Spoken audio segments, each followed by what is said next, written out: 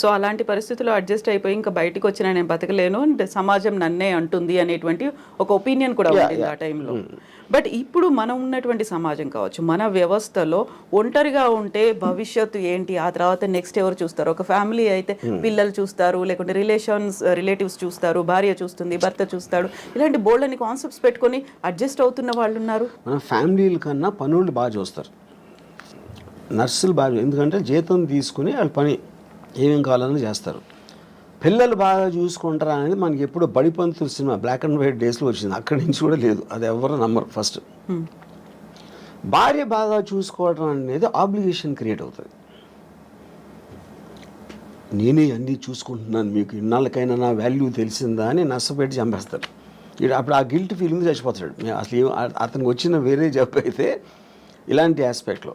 I'm just taking it a little jocular. But నా point ఏంటంటే, నేను ముసలోడిని అయినప్పుడు నాకు చూసుకోవటానికి ఎవరో ఒకళ్ళు ఉంటారా అనే రీజన్ తోటి భూమి మీద ఎవడో పెళ్లి చేసుకోడు. ఆ రీజన్ తోటి ఏదో ఎప్పుడు 20, 30, 40 సంవత్సరాల తర్వాత వచ్చే ప్రాబ్లమ్ని దృష్టిలో పెట్టుకొని. ఇప్పుడు ఫ్యామిలీ అంటే ఫ్యామిలీలోనే చాలాసార్లు గొడవలు అవుతాయి, బ్రదర్స్ మధ్యన ఉంటాయి. మనం చెప్పుకొని అనిల్ అంబానీ ధీరుభాయ్ అంబానీ కొట్టుకుని చచ్చిపోయాడు. అప్పుడు ఇంక ఫ్యామిలీ ఏంటి మీనింగ్? ఫ్యామిలీలోనే అసలు మీకు మ్యాక్సిమం ప్రాబ్లమ్స్ ఉండేది ఫ్యామిలీ వల్ల, బయట ఉన్న వల్ల ఉండదు.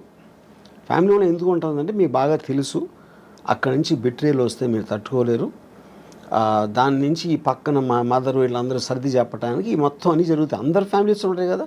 ఫ్యామిలీ డిస్ప్యూట్స్, ఫ్యామిలీ కోర్ట్స్లో ఉన్నంత రష్ ఎక్కడ ఉండదు.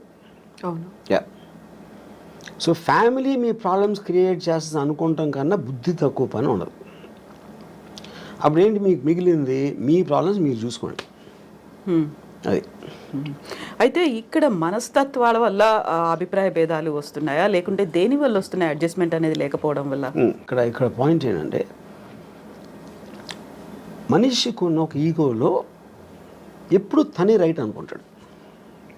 తనే రైట్ అని బతకపోతే తనకు పర్సనాలిటీ ఉండదు. అప్పుడు భార్య చేసే దాంట్లో తప్పులు పడటం, అదే భార్యకి భర్త చేసే దాంట్లో తప్పులు, అదేంటి అలా చేశారు, అదేంటి ఇది అంటే కాన్స్టెంట్గా మీరు చేస్తున్న దానికి క్వశ్చన్ చేస్తున్నారు, ఒక ప్రెజర్ పెడుతున్నారు, లేకపోతే తిడుతున్నారు. ఇలాంటివి చేస్తున్నప్పుడు ఆటోమేటిక్గా you want to break away from that kind of any kind of A force. A human being wants to break away from force. ఆ ఫోర్స్ మీరు ఎమోషన్ నుంచి వచ్చిందా, ఫిజికల్గా వచ్చిందా, లేకపోతే సొసైటీ పరంగా వాళ్ళ అంటే చుట్టూ ఉన్న వాళ్ళు ఏమనుకుంటారు, లేకపోతే పేరెంట్స్ ఏమనుకుంటారు, ఇలాంటి రకరకాల ఆస్పెక్ట్స్లోంచి ఆ ప్రెజర్ ఉంటుంది. అది కొంతమంది సకంబయ్యి ఇంకా చచ్చినట్టు అలా బతికేస్తూ ఉంటారు. చాలామంది ఇష్టం లేకుండా బతుకుతారు, ఇష్టం లేకుండా సంసారం చేస్తారు. అందుకని మీకు పెళ్లి మీద అన్ని జోకులు ఎందుకు ఉంటాయి ఎప్పుడు? Because of that, you know. So ఇప్పుడు మీడియా ఒకటి యాడ్ చేసింది ఈ రాజ్ తరుణ్ విషయంలో. కానీ మొన్న జరిగిన దువ్వాడ శ్రీనివాసు వైసీపీ ఎమ్మెల్సీ ఎవరు, ఇప్పుడేంటి సడన్గా రాంగ్డ్ పార్టీ అనుకుంటే, భార్యకి ఏంటి భార్య అనే టైటిల్ వచ్చింది కాబట్టి ఆవిడే రైట్ అనుకుంటారు. నా భర్త వేరే వాళ్ళతో ఉన్నారు అని చెప్పి అక్కడ పిల్లలు కూడా ఇన్వాల్వ్ అయ్యి మీడియాకి వస్తున్నారు.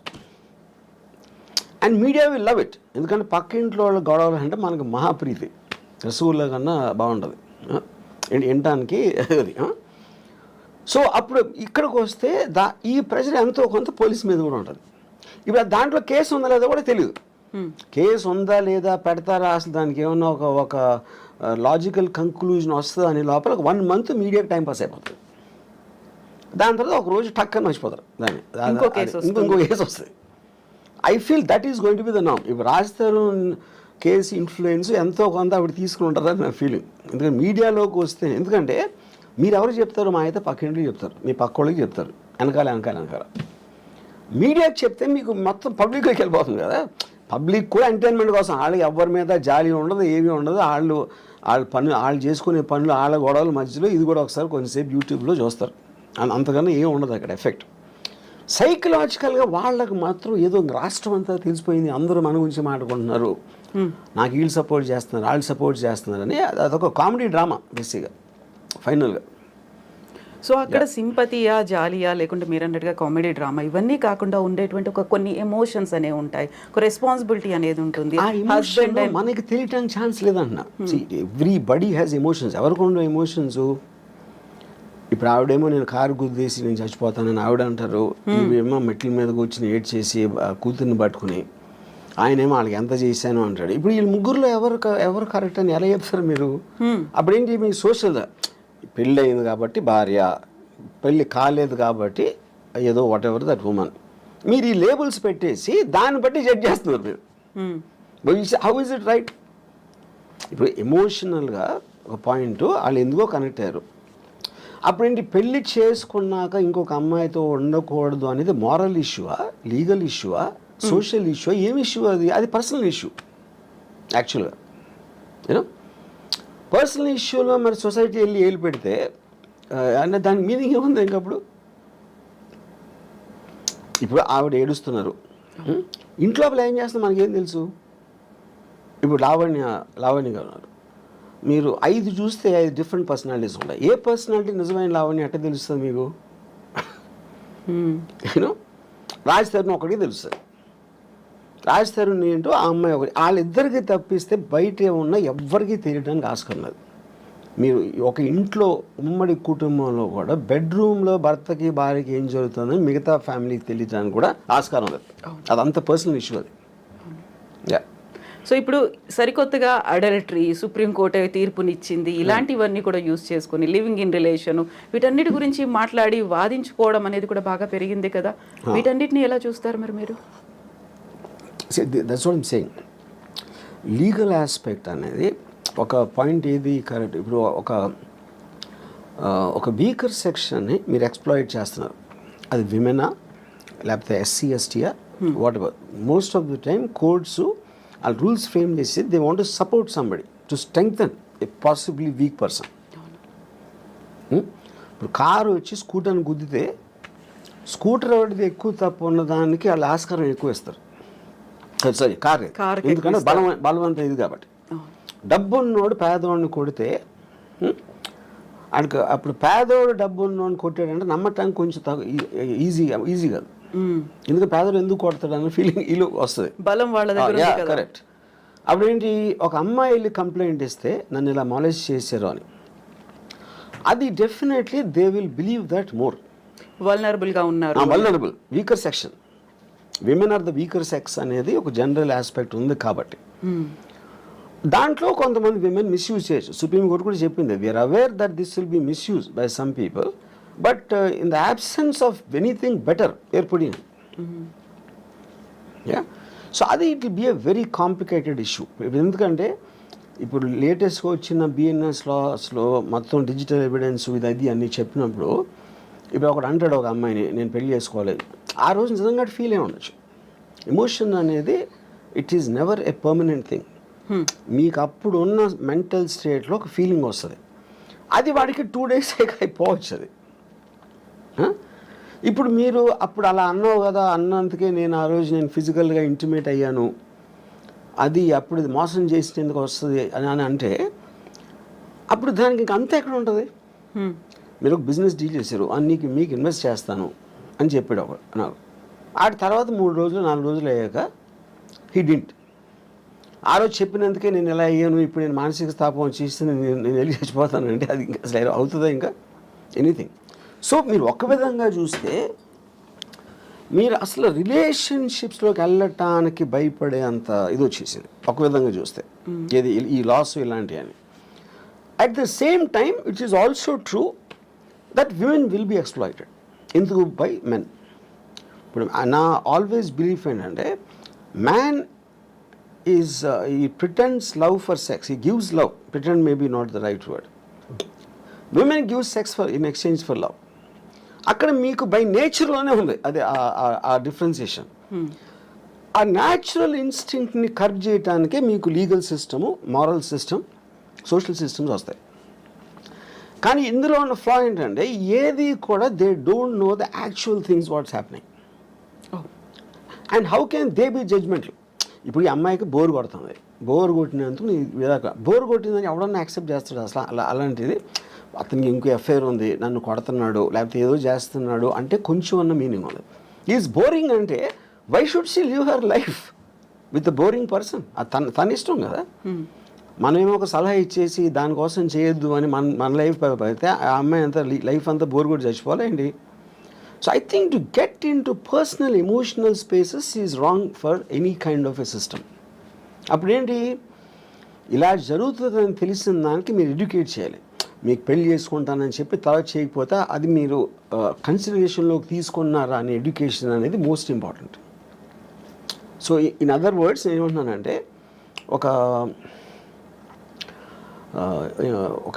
వాట్ డు ఐ సే, ఇప్పుడు మీరు ముందు పెళ్ళి అవ్వక ముందు లేకపోతే సీరియస్ రిలేషన్షిప్ వెళ్ళక ముందు ఇఫ్ యూ టాక్, ఒకవేళ ఇది ఫెయిల్ అయితే, నేను అనుకుని చేయలేకపోతే, మన రిలేషన్షిప్ అనేది బ్రేక్ అయిపోతే ఏంటి అనేది చాలా ఇంపార్టెంట్ క్వశ్చన్ టు డిస్కస్. అది ఎవరు చేయరు, ముందే మాట్లాడుకోవాలి. ముందు చేయరు. అది ఎందుకు చేయరు? అప్పుడు వాళ్ళకున్న మైకంలో అసలు నువ్వు తప్ప నేను లేను అని డ్యూయెట్లు ఊహించుకునే మెంటల్ స్టేట్లో అలాంటి కాన్వర్సేషన్ ఎవరు చేయరు. అది మస్ట్గా ఉండాలి. ఇప్పుడు అగ్రిమెంట్ ఉంది, ఇప్పుడు మీరు నేను కలిసి ఏదో బిజినెస్ పెడుతున్నాం, మన ఇద్దరం ఎంతో క్లోజ్ అయినా అగ్రిమెంట్ ఎందుకు రాసుకుంటున్నాం? టర్మ్స్ అండ్ కండిషన్స్ మనం కొన్ని గ్రాంటెడ్గా నేను ఓరల్గా చెప్పు, లేకపోతే రాము అలా చేయలే, కవిత గారు అలా చేయర్లే అని నేను మైండ్లో అనుకున్న దానికి అన్ని పేపర్ మీద పెట్టడానికి ఉన్న difference. That is why agreement చేస్తారు. అప్పుడు అగ్రిమెంట్ అనేది బిజినెస్లోనే కాకుండా it's also been a emotional complex. ఎందుకంటే ఇన్స్టిట్యూషన్ అనేది మనకి మ్యారేజ్ ఇన్స్టిట్యూషన్ ఆర్టిఫిషియల్గా వచ్చింది. That is not natural.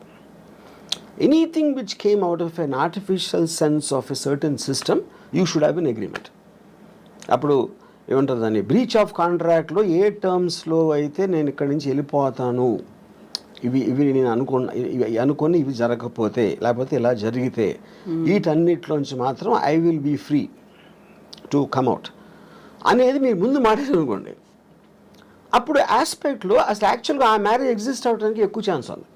ఎందుకంటే మీ ఎక్స్చేంజ్ ఆఫ్ థాట్స్ ఎక్కువ ఉంది. ఇప్పుడేంటి, మీరు అనుకుంటున్నారు అలా చేయడు, తను అలా చేయదు, నమ్మకం నా కోసం ఏమైనా చేసేస్తుంది అని ఆ నమ్మకాన్ని మీరు ఊహిస్తున్నారు. నాకు ఒక సినిమాలో ఒక టెరిఫిక్ డైలాగ్ ఉంది, అడు why did you and mom separate అని కొడుకు అడుగుతాడు. అంటే అంటాడు, we just drew pictures of each other in our minds and we got to know the reality only after the marriage అంటాడు. ఎందుకంటే ముందు మీ ఊహల్లో ఉంటుంది ఆ లవ్ అనే ఒక ఫీలింగ్, ఒక మత్తుమంది లాంటిది. దాంట్లో you don't want to see the reality at any given time, you know. So ఆ రియాలిటీని చూడకుండా ఉంటే మీ కలది బేసిక్గా. తనది వాళ్ళిద్దరూ కలిసినప్పుడు మంచిగా మాట్లాడుకున్నది, ఇద్దరు దే ట్రై టు అట్రాక్ట్, ఇద్దరు they try to be on their best behaviour. అది మీరు ఆ టైంకి చేయగలుగుతారు. కానీ మ్యారేజ్ అయ్యాక ఎప్పుడైతే ఒకే ఇంట్లో పడుకుని లెగిసినప్పుడు అదే ఇంటెన్షన్ సస్టైన్ చేయటం అనేది ఇంపాసిబుల్, ఎవరి వల్ల కాదు. That is when the passion starts getting killed.